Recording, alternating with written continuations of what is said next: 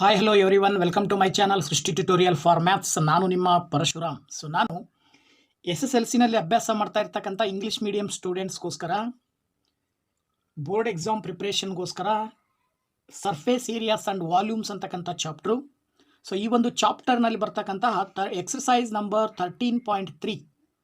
Exercise number 13.3ನಲ್ಲಿ ಬರ್ತಕ್ಕಂಥ ಕ್ವಶನ್ಸಲ್ಲಿ ಮೊದಲ 5 ಪ್ರಶ್ನೆಗಳನ್ನು ಈ ವಿಡಿಯೋದಲ್ಲಿ ನಿಮ್ಮ ಜೊತೆ ಡಿಸ್ಕಷನ್ ಮಾಡ್ತಾ ಇದ್ದೀನಿ.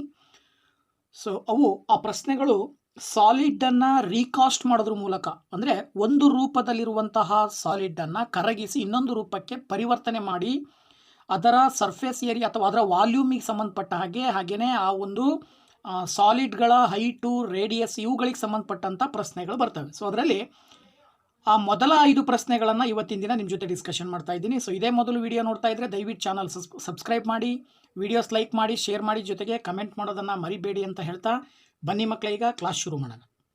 ಓಕೆ ಮಕ್ಕಳೇ, ಇಲ್ಲಿ ಎಕ್ಸಸೈಸ್ 13.3ನಲ್ಲಿ ಫಸ್ಟ್ ಕ್ವಶನ್ ಏನು ಹೇಳುತ್ತೆ, a metallic sphere of radius 4.2 centimetre is melted and recast into the shape of a cylinder of radius 6 centimetre.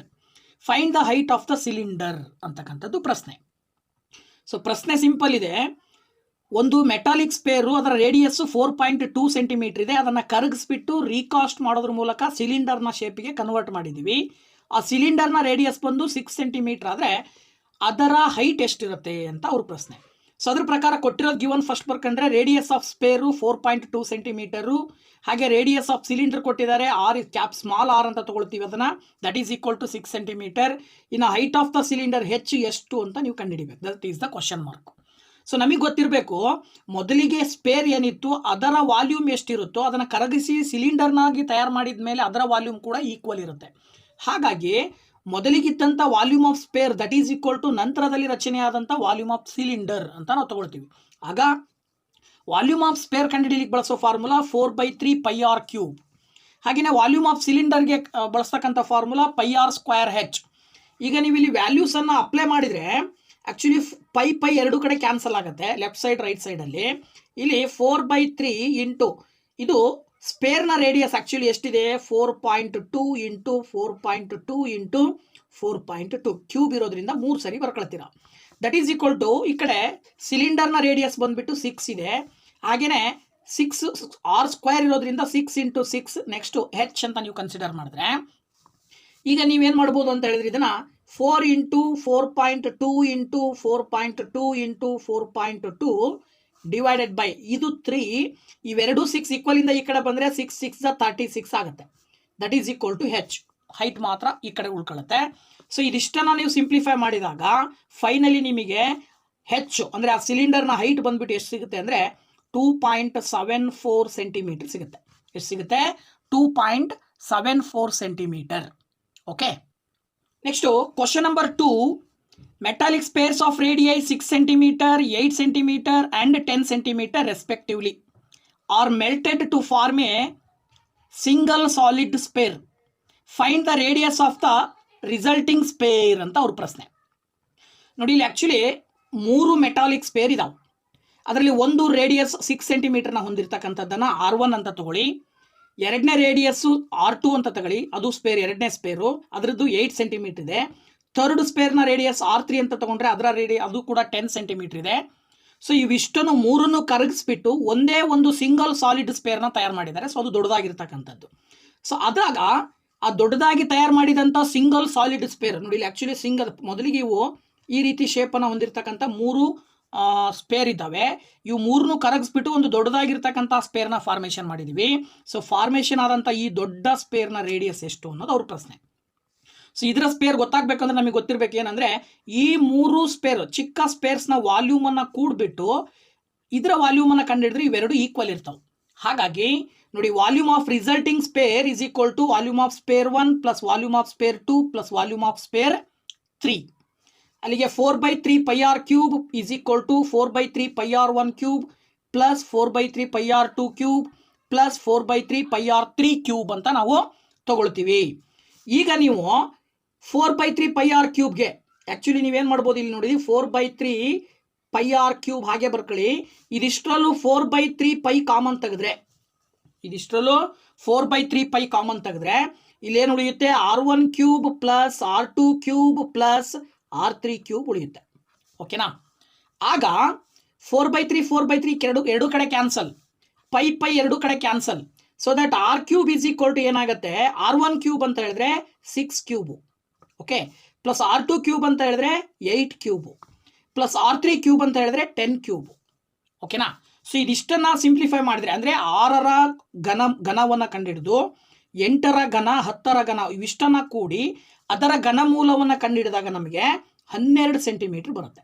ಇದರ ಅರ್ಥ ಏನು ಅಂತ ಹೇಳಿದ್ರೆ, ಹೊಸದಾಗಿ ರಚನೆಯಾದಂತಹ ಏನು ಒಂದು ಸಾಲಿಡ್ ಸ್ಪೇರ್ ಇದೆ, ಆ ಸಾಲಿಡ್ ಸ್ಪೇರ್ನ ರೇಡಿಯಸ್ ಬಂದ್ಬಿಟ್ಟು ಎಷ್ಟಿರುತ್ತೆ, 12 ಸೆಂಟಿಮೀಟರ್ ಇರುತ್ತೆ ಅನ್ನೋದನ್ನು ನಾವು ಸುಲಭವಾಗಿ ತಿಳ್ಕೋಬಹುದು.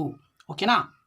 ಓಕೆ ಮಕ್ಕಳು, ಇದೇ ಎಕ್ಸಸೈಸ್ನ 3ನೇ ಪ್ರಶ್ನೆ ಹೇಳುತ್ತೆ, 20 metre deep well with diameter 7 metre is dug and the earth from digging is evenly spread out to form a platform 22 meter by 14 meter. Find the height of the platform ಅಂತ ಅವ್ರ ಪ್ರಶ್ನೆ. ನೋಡಿ, ಅವ್ರು ಹೇಳ್ತಾ ಇರೋದೇನು ಅಂದರೆ, ಒಂದು 20 ಮೀಟರ್ ಉದ್ದ ಹೊಂದಿರತಕ್ಕಂಥ, ನೋಡಿ ಇದು 20 ಮೀಟರ್ ಉದ್ದ ಇದೆ, ಅಗಲ ಬಂದ್ಬಿಟ್ಟು 7 ಮೀಟರ್ ಇದೆ. ಸೊ ಇದು ಅಗಲ 7 ಮೀಟರ್ ಆದರೆ ರೇಡಿಯಸ್ ಬಂದ್ಬಿಟ್ಟು ಎಷ್ಟಾಗುತ್ತೆ, 7/2 ಮೀಟರ್ ಆಗುತ್ತೆ. ಸೊ ಇದಿಷ್ಟ ಬಾವಿಯಲ್ಲಿರುವ ಮಣ್ಣನ್ನು ತೆಗೆದು ಹೊರಗಡೆ ಹಾಕಿದ್ದಾರೆ. ಹೊರಗಡೆ ತೆಗೆದು ಹಾಕಿರ್ತಕ್ಕಂಥ ಮಣ್ಣನ್ನು ಈ ರೀತಿ ಏನು ಮಾಡಿದ್ದಾರೆ, ಅವರು ಒಂದು ರೀತಿ ಪ್ಲಾಟ್ಫಾರ್ಮ್ ರೂಪದಲ್ಲಿ ಫಾರ್ಮೇಷನ್ ಮಾಡಿದ್ದಾರೆ ಈ ರೀತಿ. ಓಕೆನಾ? ಸೊ ಈ ರೀತಿ ಪ್ಲಾಟ್ಫಾರ್ಮ್ ಫಾರ್ಮೇಷನ್ ಮಾಡಿದ ಮೇಲೆ ಈ ರೀತಿ ಪ್ಲಾಟ್ಫಾರ್ಮ್ ಲೆಂತು ಮತ್ತು ಬ್ರೆಡ್ತು ಕೊಟ್ಟಿದ್ದಾರೆ. ಎಷ್ಟಿರುತ್ತೆ, 22 ಮೀಟರು ಮತ್ತು 14 ಮೀಟರ್ ಆದರೆ ಇದರ ಹೈಟು ಎಷ್ಟು ಅಂತ ಅವ್ರ ಪ್ರಶ್ನೆ. ಈ ಪ್ಲಾಟ್ಫಾರ್ಮಿನ ಹೈಟ್ ಕಂಡುಹಿಡಿಬೇಕು. ಸೊ ನಮಗೆ ಗೊತ್ತಿರಬೇಕು ಏನಪ್ಪ ಅಂತ ಹೇಳಿದ್ರೆ, ಇದರಿಂದ ಹೊರಗಡೆ ತೆಗೆದಂತಹ ಮಣ್ಣಿನ ವಾಲ್ಯೂಮ್ ಎಷ್ಟಿರುತ್ತೆ ಅಂದರೆ ಈ ಒಂದು ಸಿಲಿಂಡರ್ನ ವಾಲ್ಯೂಮ್ಗೆ ಸಮವಾಗಿರುತ್ತೆ.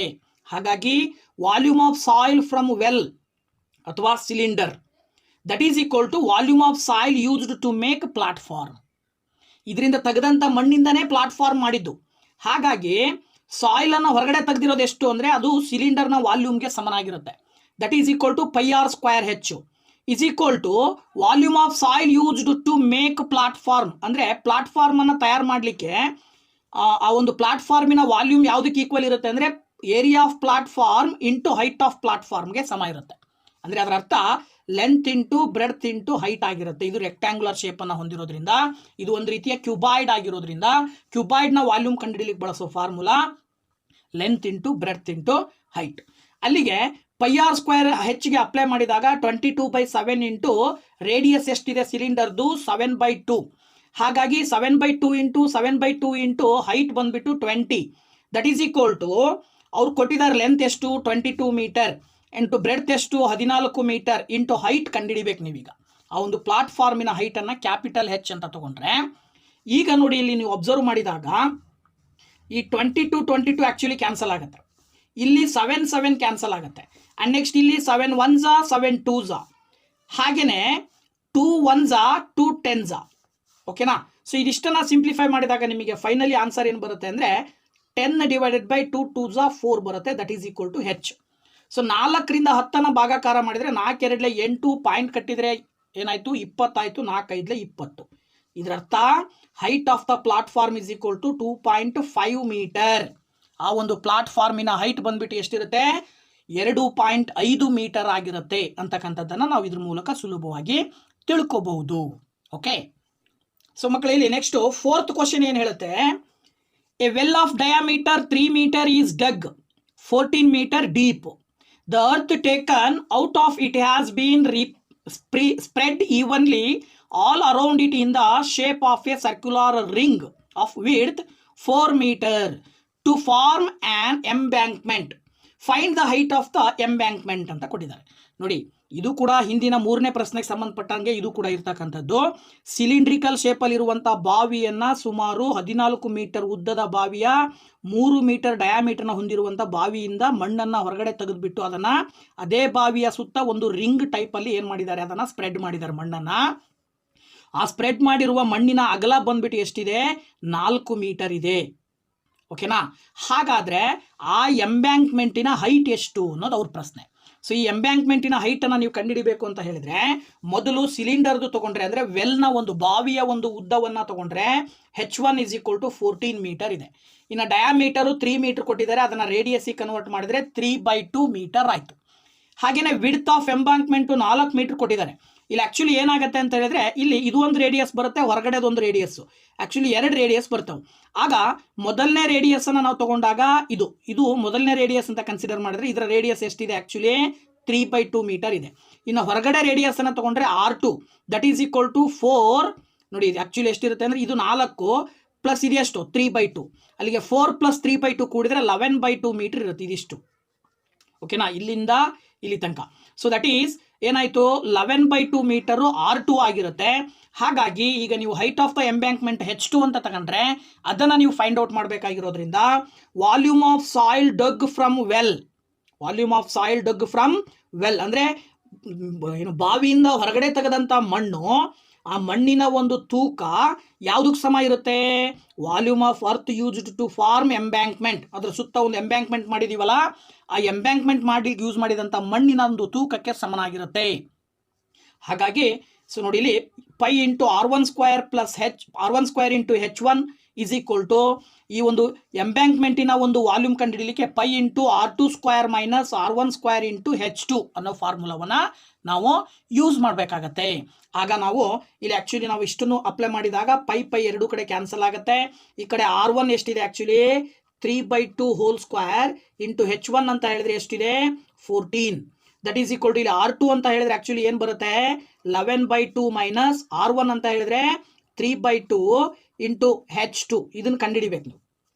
ಓಕೆ, ಆಗ ನೋಡಿ 3/2 into 3/2 into 14 is equal to ಇಲ್ಲಿ ಏನಾಗುತ್ತೆ 2 LCM ಎರಡೂ ಕಡೆ ಡಿನಾಮಿನೇಟರ್ ಸೇಮ್ ಇರೋದ್ರಿಂದ 11ರಲ್ಲಿ 3 ಕಳೆದಾಗ ನಿಮಗೆ 11ರಲ್ಲಿ 3 ಕಳೆದ್ರೆ 8 ಬರುತ್ತೆ ಇಂಟು H. ನೋಡಿ 2 1 2 4 ಹಾಗೆಯೇ 2 1 2 7. So that 3 3 9 7 9 63 divided by 2 into ಈ 4 ಈಕ್ವಲ್ ಇಂದ ಈ ಕಡೆ ಬಂದರೆ ಇಂಟು 4 ಆಗುತ್ತೆ. ಇಲ್ಲಿ H2 ಮಾತ್ರ ಉಳ್ಕೊಳ್ಳುತ್ತೆ. ಓಕೆನಾ, ಇದೇನಿದು ಆ ಎಂಬ್ಯಾಂಕ್ಮೆಂಟಿನ ಹೈಟು. ಆಗ ನೀವು ಇದನ್ನು ಸಿಂಪ್ಲಿಫೈ ಮಾಡಿದರೆ 2 4 8 ಬರುತ್ತೆ. 8ರಿಂದ 63 ಬಾಗಿಸಿದ್ರೆ H2 is equal to actually ಏನು ಬರುತ್ತೆ ಅಂದರೆ 1.125 ಮೀಟರ್. ಎಷ್ಟು ಬರುತ್ತೆ 1.125 ಮೀಟರ್ ಬರುತ್ತೆ. ಓಕೆನಾ, ಸೊ ಹೀಗಾಗಿ ನಾವು ಸುಲಭವಾಗಿ ಹೇಳ್ಬೋದು ಆ ಒಂದು ಎಂಬ್ಯಾಂಕ್ಮೆಂಟಿನ ಹೈಟ್ ಬಂದ್ಬಿಟ್ಟು 1.125 ಮೀಟರ್ ಬರುತ್ತೆ ಅಂತಕ್ಕಂಥದ್ದನ್ನ ಈ ಮೂಲಕ ತಿಳ್ಕೋಬಹುದು.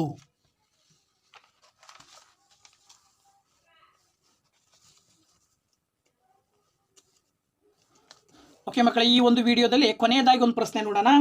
A container shaped like A right circular cylinder having diameter 12 centimetre and height 15 centimeter is full of ice cream. The ice cream is to be filled into cones of height 12 centimeter and diameter 6 centimeter having a hemispherical shape on the top. Find the number of such cones which can be filled ice cream ಅಂತ ಇದೆ. ನೋಡಿ ಪ್ರಶ್ನೆ ಎಷ್ಟು ಚೆನ್ನಾಗಿದೆ ಅಂದರೆ ಒಂದು container ಇದೆ, ಅದು ಸಿಲಿಂಡ್ರಿಕಲ್ ಶೇಪನ್ನು ಹೊಂದಿರತಕ್ಕಂಥದ್ದು, ಅದ್ರ ತುಂಬ ಏನಿದೆ ಐಸ್ ಕ್ರೀಮ್ ಇದೆ. ಆ ಸಿಲಿಂಡ್ರಿಕಲ್ ಶೇಪನ್ನು ಹೊಂದಿರೋ ಕಂಟೈನರ್ನ ಡಯಾಮೀಟರ್ 12 ಸೆಂಟಿಮೀಟರ್ ಇರುತ್ತೆ ಅಗಲ. ಹಾಗಾದರೆ ರೇಡಿಯಸ್ ಎಷ್ಟಿರುತ್ತೆ ಅದರ ಅರ್ಧ ಅಂತ ಹೇಳಿದ್ರೆ 6 ಸೆಂಟಿಮೀಟರ್ ಇರುತ್ತೆ. ಇನ್ನು ಅದರ ಹೈಟು 15 ಸೆಂಟಿಮೀಟರ್ ಕೊಟ್ಟಿದ್ದಾರೆ. ಇದರಲ್ಲಿ ಇರ್ತಕ್ಕಂಥ ಐಸ್ ಕ್ರೀಮನ್ನು ತಗೊಂಡು ಕೋನ್ ಶೇಪನ್ನು ಹೊಂದಿರತಕ್ಕಂಥ ಕೋನ್ ಬರ್ತಾವಲ್ಲ, ಐಸ್ ಕ್ರೀಮ್ ತಿನ್ಲಿಕ್ಕೆ ಬಳಸೋ ಕೋನು, ಆ ಕೋನಿನಲ್ಲಿ ಐಸ್ ಕ್ರೀಮನ್ನು ಫಿಲಪ್ ಮಾಡಬೇಕು. ಸೊ ಅಲ್ಲಿ ಫಿಲಪ್ ಮಾಡ್ತಕ್ಕಂಥ ಐಸ್ ಕ್ರೀಮ್ ಹೆಂಗಿರ್ಬೇಕಪ್ಪ ಅಂತ ಹೇಳಿದ್ರೆ ನೋಡಿ, ಇದು ಕೆಳಗಡೆ ಕೋನು, ಮೇಲ್ಗಡೆ ಹೆಂಗೆ ಬರಬೇಕು ಅಂದರೆ ಒಂದು ಹೆಮಿಸ್ಪೆರಿಕಲ್ ಶೇಪ್ ಬರಬೇಕು, ಆ ರೀತಿಯಲ್ಲಿ ಫಿಲಪ್ ಮಾಡಬೇಕು. ಹಾಗೆ ಇದರಲ್ಲಿರುವ ಒಟ್ಟು ಐಸ್ ಕ್ರೀಮನ್ನು ಇಂತಹ ಕೋನ್ ಶೇಪನ್ನು ಹೊಂದಿರತಕ್ಕಂತಹ ಒಂದು ಮಟೀರಿಯಲ್ನಲ್ಲಿ ಆ ಒಂದು ಐಸ್ ಕ್ರೀಮನ್ನು ಫಿಲಪ್ ಮಾಡಲಿಕ್ಕೆ ಎಷ್ಟು ಕೋನ್ಸ್ ಬೇಕು ಅಂತ ಅವ್ರು ಕೇಳಿರೋದು. ಏನೋ find the number of such cones which can be filled ice cream. So ಅದನ್ನು ನಾವು ತೊಗೊಳ್ಬೇಕು ಅಂತ ಅಂದರೆ ಸಿಂಪಲ್ ಆಗಿ ಏನು ಮಾಡಬೇಕು ಅಂತ ಹೇಳಿದ್ರೆ, ಇಲ್ಲಿ ಆ್ಯಕ್ಚುಲಿ ಇದರ ವಾಲ್ಯೂಮ್, ಇದರ ಒಳಗಡೆ ಇರುವ ಐಸ್ ಕ್ರೀಮಿನ ವಾಲ್ಯೂಮ್ ಯಾವುದಕ್ಕೆ ಈಕ್ವಲ್ ಇರುತ್ತೆ ಅಂದರೆ ಇದರಲ್ಲಿರ್ತಕ್ಕಂಥ ವಾಲ್ಯೂಮ್ ಏನಿದೆ ಏನೋ ಇಲ್ಲಿ ಆ್ಯಕ್ಚುಲಿ ಯಾವುದು ಒಂದು ಐಸ್ ಕ್ರೀಮಿನ ವಾಲ್ಯೂಮ್ ಬೇಕು ಅಂದಾಗ ಏನು ಮಾಡಬೇಕಾಗತ್ತೆ ನೀವು, ವಾಲ್ಯೂಮ್ ಆಫ್ ಕೋನಿಕಲ್ ಪಾರ್ಟು ಮತ್ತು ವಾಲ್ಯೂಮ್ ಆಫ್ ಏನೋ ಐಸ್ ಕ್ರೀಮ್, ಇದು ಮೇಲ್ಗಡೆ ಹೆಮಿಸ್ಪೆರಿಕಲ್ ಪಾರ್ಟನ್ನು ತೊಗೊಂಡಾಗ ಒಂದು ಕೋನಿನ ವಾಲ್ಯೂಮ್ ಸಿಗುತ್ತೆ. ಸೊ ಒಂದು ಕೋನಿನ volume is equal to volume of conical part plus volume of hemisphere. So ಹಾಗೆ ತಗೊಂಡಾಗ ಇಲ್ಲಿ 1/3 ಇಂಟು πr² ಪ್ಲಸ್ ಹೆಮಿಸ್ಪೇರ್ದು 2/3 ಇಂಟು πr³. ಸೊ ಇದಕ್ಕೆ ನೀವು ಏನು ಫಿಲಪ್ ಮಾಡಬೇಕಂತಂದರೆ ಇದೇನಾಗತ್ತೆ, ಇದು ಯಾವುದ್ರದ್ದು, ಇದು ಐಸ್ ಕ್ರೀಮಿಂದು. ಸೊ ನಿಮಗೆ ನಂಬರ್ ಆಫ್ ಕೋನ್ಸ್ ಬೇಕು ಅಂತ ಹೇಳಿದ್ರೆ ವಾಲ್ಯೂಮ್ ಆಫ್ ಸಿಲಿಂಡರ್, ಈ ಒಂದು ಸಿಲಿಂಡರ್ನ ವಾಲ್ಯೂಮನ್ನು ಡಿವೈಡೆಡ್ ಬೈ ಒಂದು ಐಸ್ ಕ್ರೀಮಿನ ವಾಲ್ಯೂಮ್ನಿಂದ ಡಿವೈಡ್ ಮಾಡಬೇಕು, volume of ice cream cone. ಆಗ ಏನಾಗುತ್ತೆ ನಿಮಗೆ ಇಲ್ಲಿ ವಾಲ್ಯೂಮ್ ಆಫ್ ಸಿಲಿಂಡರ್ ಏನು ಬರುತ್ತೆ πr²h ಬರುತ್ತೆ ಡಿವೈಡೆಡ್ ಬೈ ಇದೇನಿದೆ 1/3 ಇಲ್ಲಿ ಆಕ್ಚುಲಿ ಇವೆರಡನ್ನ ಕಾಮನ್ ತಗೊಂಡು ಬರೆದ್ರೆ ನಾವು 1/3 ಪೈ ಕಾಮನ್ ತೆಗಿಬಹುದು. ಸೊ 1/3 ಪೈ ಕಾಮನ್ ತೆಗೆದ್ರೆ ಇಲ್ಲಿ r²h ಅಥವಾ r²h ಇಲ್ಲಿ ಆಕ್ಚುಲಿ r² ಕಾಮನ್ ತೆಗಿಬಹುದು ನೋಡಿ. r² ಕಾಮನ್ ತೆಗೆದ್ರೆ ಇಲ್ಲಿ ಏನು ಉಳಿಯುತ್ತೆ h ಪ್ಲಸ್ ಇಲ್ಲಿ r ಉಳಿಯುತ್ತೆ. ಸೊ ಪೈ ಕ್ಯಾನ್ಸಲ್ ಆಯಿತು. ಇನ್ನು ನಿಮಗೆ ಇಲ್ಲಿ ಉಳಿದಿರೋದು r² ಅಂತ ಹೇಳಿದ್ರೆ ಇದ್ರದ್ದು r ಎಷ್ಟಿದೆ 6 ಇದೆ. ಸೊ ಅಲ್ಲಿಗೆ 6 × 6 ಇಂಟು ಹೈಟ್ ಎಷ್ಟಿದೆ 15 ಡಿವೈಡೆಡ್ ಬೈ ಇಲ್ಲೇನಿದೆ 1/3 ಇಂಟು ಆ್ಯಕ್ಚುಲಿ ಇಲ್ಲಿ 2 ಬರುತ್ತೆ 1/3 ಇಂಟು r² ಅಂತ ಹೇಳಿದ್ರೆ ಇದ್ರದ್ದು ಎಷ್ಟು ರೇಡಿಯಸ್ಸು ಆ್ಯಕ್ಚುಲಿ 3. ಅಲ್ಲಿಗೆ 3 × 3 ಇಂಟು ಇದ್ರದ್ದು ಹೈಟ್ ಬಂದುಬಿಟ್ಟು 12 ಇದೆ ಪ್ಲಸ್ 2 × 3 ಮಲ್ಟಿಪ್ಲೈ ಮಾಡಬೇಕಾಗತ್ತೆ.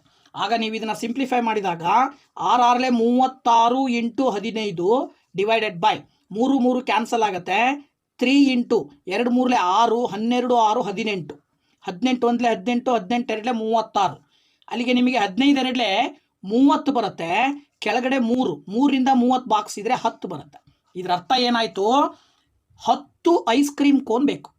ಆ 10 ಕೋನನ್ನು ಬಳಸ್ಕೊಂಡು ನೀವು ಇದರಲ್ಲಿರುವಂಥ ಕಂಪ್ಲೀಟ್ ಐಸ್ ಕ್ರೀಮನ್ನು ಆ ಕೋನ್ ಮುಖಾಂತರವಾಗಿ ತುಂಬಿಸಬಹುದು ಅಂತಕ್ಕಂಥದ್ದು ಈ ಒಂದು ಉತ್ತರದಿಂದ ನಮಗೆ ತಿಳಿಯುತ್ತೆ. ಓಕೆನಾ. ಸೊ 13.3ನ ಮೊದಲ 5 ಪ್ರಶ್ನೆಗಳ ನಿಮ್ಮ ಜೊತೆ ಹಂಚ್ಕೊಂಡಿದ್ದೀನಿ. ಸೊ ನೆಕ್ಸ್ಟ್ ವಿಡಿಯೋದಲ್ಲಿ ಇದರ ಮುಂದಿನ ಪ್ರಶ್ನೆಗಳೊಂದಿಗೆ ಬರ್ತೀನಿ. ಅಲ್ಲಿ ತನಕ ವೆಯ್ಟ್ ಮಾಡ್ತಾ ಇರಿ.